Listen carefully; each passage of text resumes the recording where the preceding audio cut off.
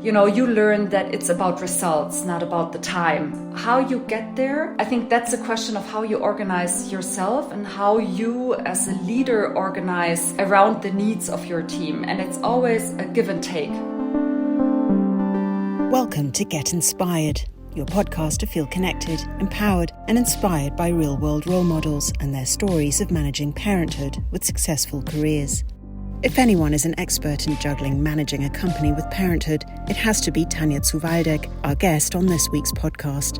The mother of 4 founded NetMoms out of her sitting room just after she had her first baby, and she's lived an incredibly interesting and diverse career in the media since then. She's now Chief Operating Officer at digital media company Buddha Forward.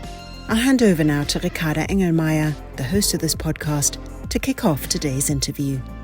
So today we'll have Tanja with us. Tanja, Prinzessin zu Waldeck, has a background in consulting at McKinsey and has then set up the network NetMoms. You've then moved on to being at Tomorrow Focus News and are now heading Buddha Forward. So I'm very glad to have you here today and would love to speak to you about a little bit of your career, but also very much about what your experience was with NetMoms in terms of, I think, as a network for mothers, but also in terms of an entertainment platform, which I think both of this was.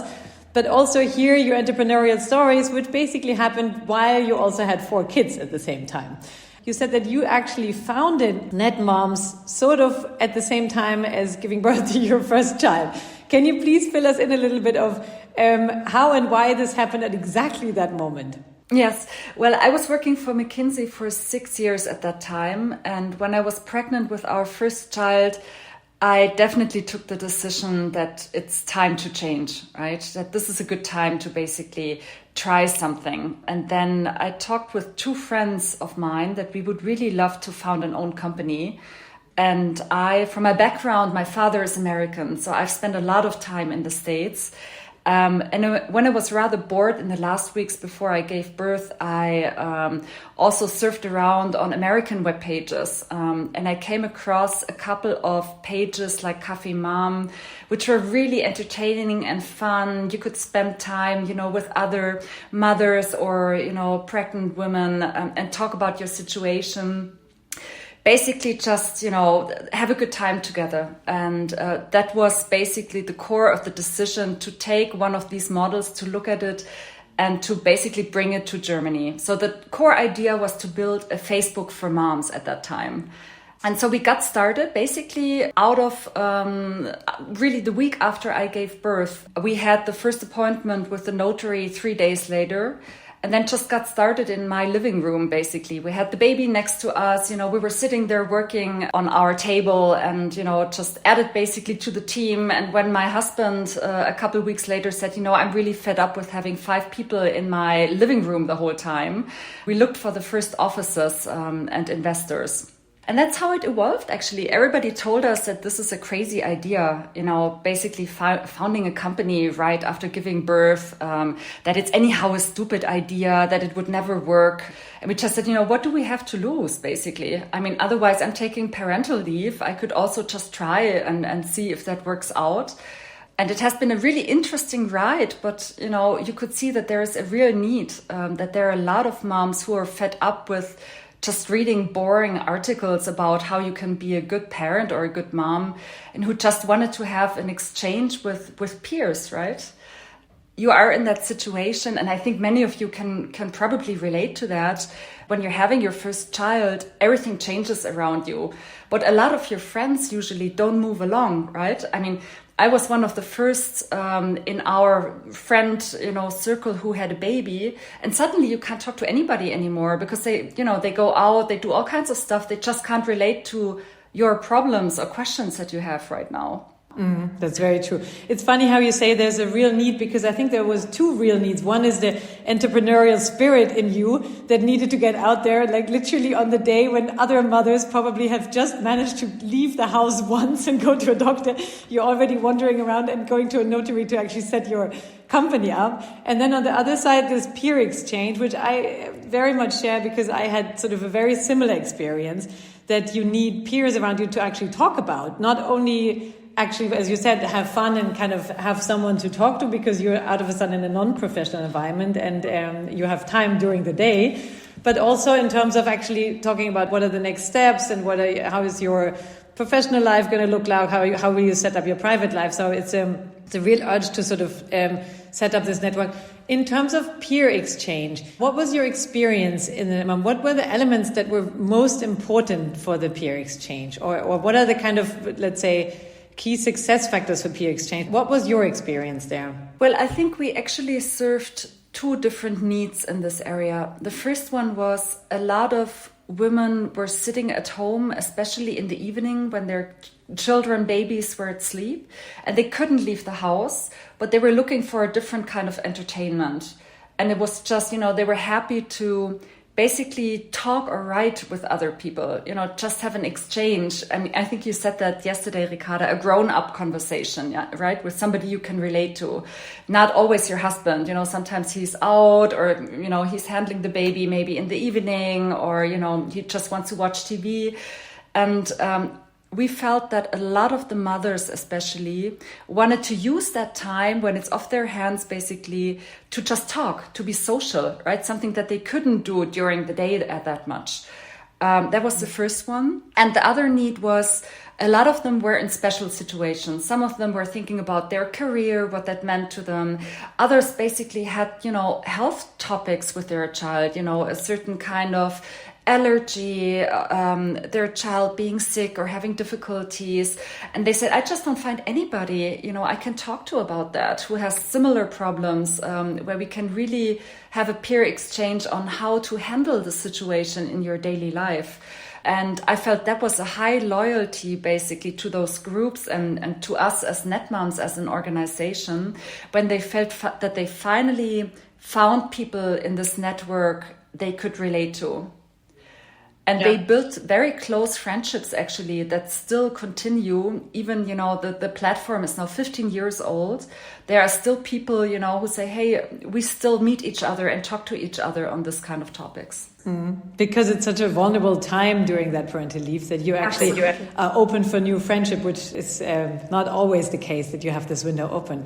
So 15 years. Okay. So what you did is you sold the company then, right? And moved on to different jobs in the media world. And in these years going through, I would call it a corporate life in the media world, what were your experiences there? Because you didn't stop with the first baby. You had 4 children, and then with those, you kind of made your career in the media world.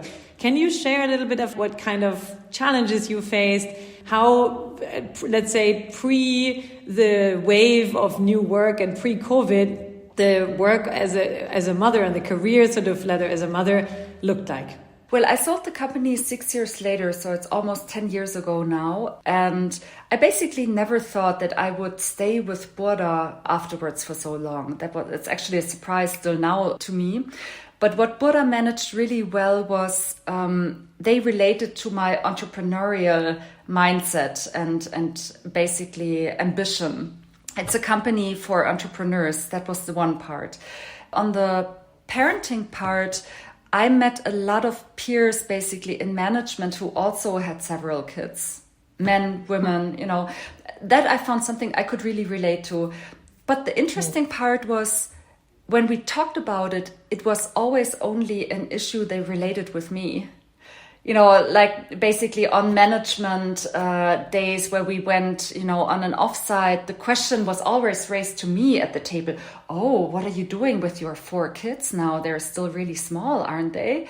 It's like, yeah, I'm doing this and this. And, what are you doing with your 3 kids? That would be really interesting. And that was somehow caught them by surprise. So this kind of basically situation where male colleagues, not, with a bad sense or something, but they were just seeing it as a special situation that rather needed protection. And I felt sometimes that was standing in my way for sure, right? To get basically promoted, to get, maybe an interesting management position where they didn't consider me for.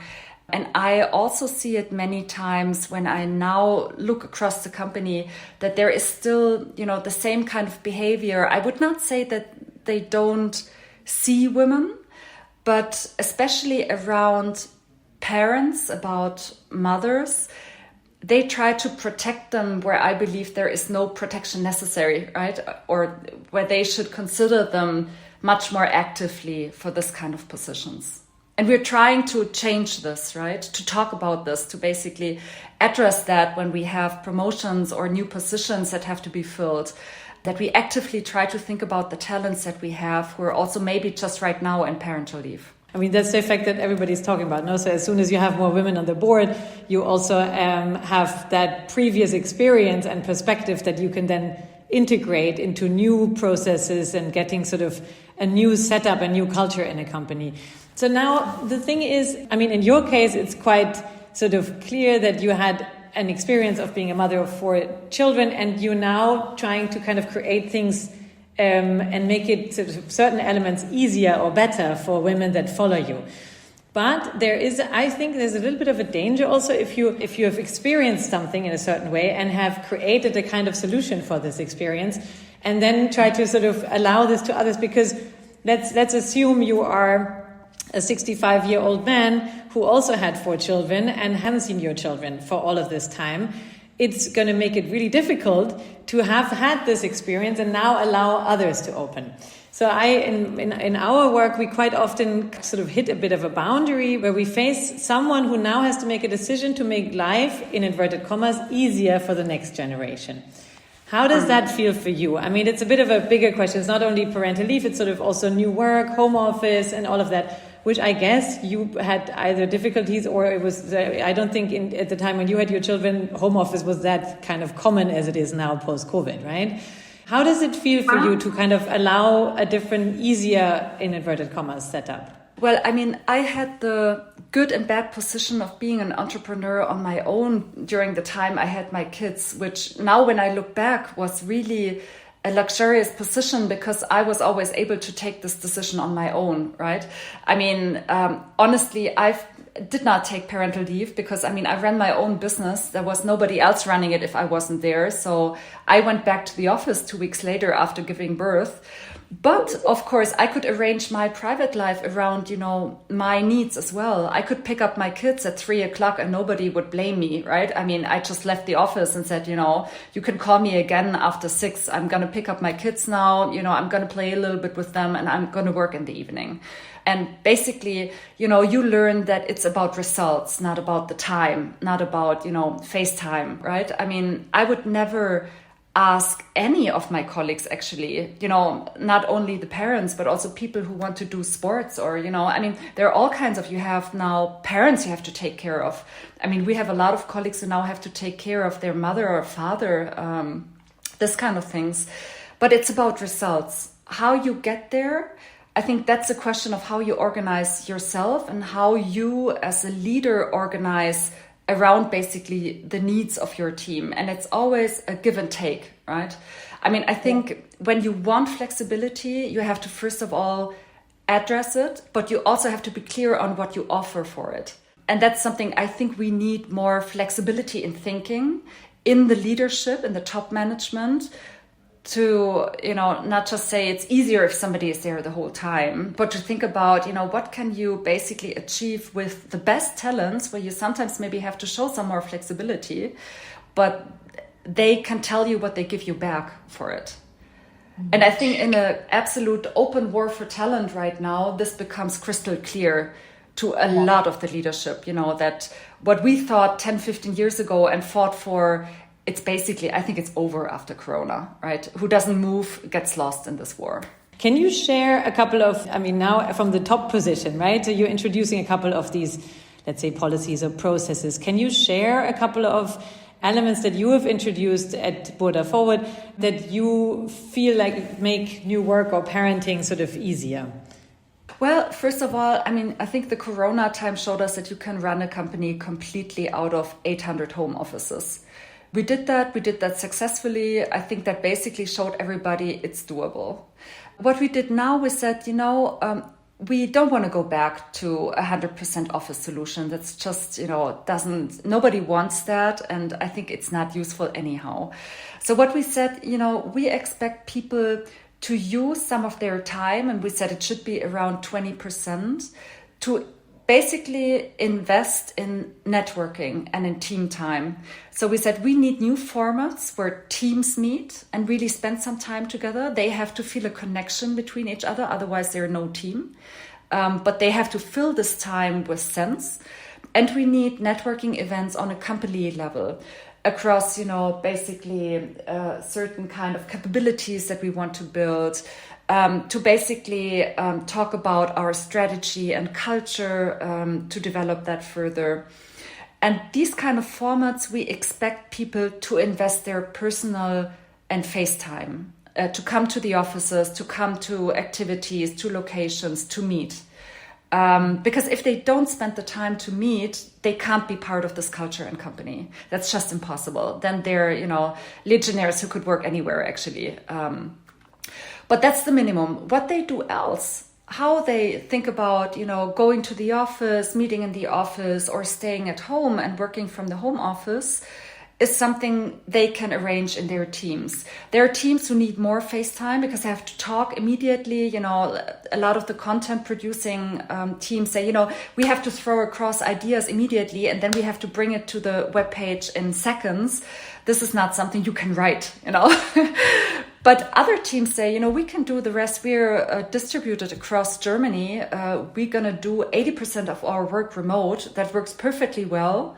And we just organize around that.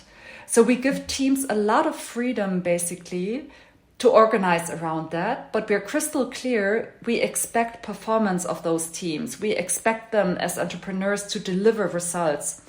Honestly, if they don't deliver the results, we just don't invest in those teams anymore.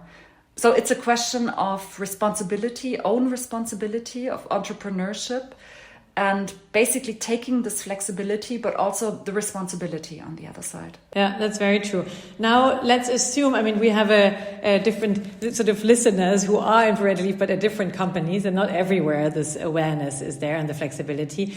What do you think from a perspective of the parental leaver, so to say, can be done in terms of maybe introducing these elements as a change maker for diversity, or basically pushing for this? Do you have some tips or tricks of what you think, let's say, the specific group that we have here is parental leavers could or should do from their perspective when they come back?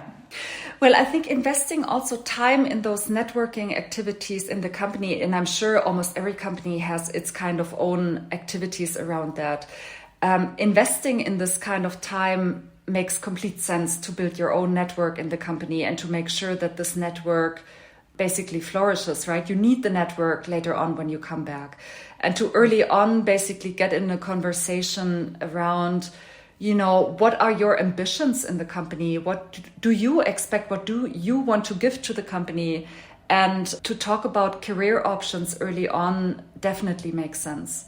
I'm actually on the phone with a lot of the talents I have seen who are now in parental leave, and we talk every couple months basically. And every time I see an open position where I see a certain talent, I call her or him and ask, I know it's still a couple months. What do you think? Is it something you would consider? Do you want to talk about it or not? And I think this kind of conversations are really important, and we need to take that further, right? This is right now a thing that I can do with 5 or 6 talents, but we just talked about it yesterday. We have 50 people in parental leave right now. I don't know half of them really well, right? So this is something we have to put on a broader basis, basically. But it's also from the other side, you have to keep up the conversation with the company and core stakeholders of the company to ensure that they don't forget you, Yeah, to be at the top of their mind in a way, because you see a talent if you kind of remember who is there and who is on parental leave as well. Maybe this sort of brings me to something that you've already raised, the kind of the war for talent or the lack of skilled labor, however you want to put it. Do you think, given in the, let's say, statistics show that there is more women going on part-time, very few men are actually going on part-time, I think it's about 7%. And then you have a lot of women also actually dropping out of the workforce altogether. Do you see this as a, let's say, an untapped talent pool? And if so, how can you tap in? Absolutely. I think we have a couple of untapped talent pools in Germany. Women are the biggest one for sure. I think we're the only Western country that allows itself basically to waste this kind of talent willingly, right? In a lot of areas, right? I mean, of course, it's always a private decision as well if you want to do it or not, but still, I think all the incentives that we offer right now are completely against basically enabling women to take career decisions. I mean, I have had a lot of conversations in the last 20 years with women telling me, you know, on the finance side, it doesn't pay off if I go and work, so I'm staying home. And I'm always sitting there, and I think, of course, it's a personal decision if you want to stay home. But now, 20 years later, I can really say I'm seeing a lot of great talent, basically, who have stayed home for many years and are just out of the race, could be in top positions now. And they will never get there by losing, those elementary 10 years that you have to invest in your careers in your 30s and 40s for sure. And that is really a waste. And the other big group are actually with different ethnic backgrounds. We are wasting a lot of talent of people with different ethnic backgrounds. That is the second group I see where we have a lot of potential as Germany to tap. And I think we need to change how we, of course, handle this kind of talent in the company, but also in recruiting. It starts with recruiting and it goes on how we accompany this great talent in the company. And also the way we see careers, I guess, it doesn't have to be so linear as it is these days, and could be a bit of zigzag, and also actually inviting, let's say, for example, women going back to work after a couple of years. And it's interesting that you said it's a private decision, because we had a very interesting impulse session with Professor Almedinger. And she was quite clear. She was always saying the private is political, and the fact that all of you guys who are listening here have taken very similar decisions, as in most of the parental leavers, they more parental leave on the mother's side and less on the father's side, then go back a certain percentage. I mean, statistics show that the private decision always ends up in a certain sort of, let's say, bracket. And that is actually quite interesting, because I also feel like there should be a lot of free will and a private decision, especially when it comes to kids and parenting. But looking at the statistics, it shows that actually the incentives for what kind of private decision you take are sort of set in the wrong place. Now, can I ask you one last question? So you have 4 children and an entrepreneurial career and a corporate career set up. I think you are destined to answer this question of what kind of parenting skills from being a mother of 4 you have actually taken in and converted into a leadership skill, because that's what we and MyCollective sort of are basically looking at how the converting of parenting skills into leadership skills happen. Can you share maybe some of your parenting skills? Mm-hmm. I think the most important one that I really learned early with having children is to take my own priorities in what I really want to do myself, and where I'm absolutely happy and can easily take negative comments and just throw them away for things that I delegate to others or that I just don't share, things where I don't know, kindergarten events where I just never showed up. Parents telling me, I've never seen you in years here. Yeah, you haven't not seen me in years here. I'm sorry, I'm having a busy job. This kind of things, to basically, be in peace with the decisions I took in my life, that also with my husband, right? Being as a couple together, completely happy with the way you took, and say, I could have done things differently, but I'm not looking back. I took them. I'm happy where I am right now. And I know I missed stuff. I missed stuff, in my career. I missed stuff with the kids, but that's just the way it is. You can't do both perfectly. Mm-hmm. And that's the same in business life, right? You have to do trade-offs. You have to take decisions to do the one thing or the other. And that's, I think, something you definitely learn with kids, to stand there and just say, those were my decisions. I did this and not this. I think this is a very good one, which I will copy from now on. Tanja, thank you so much for being with us. I hope you stay for a couple of questions in the round, and thank you so much. Thank you.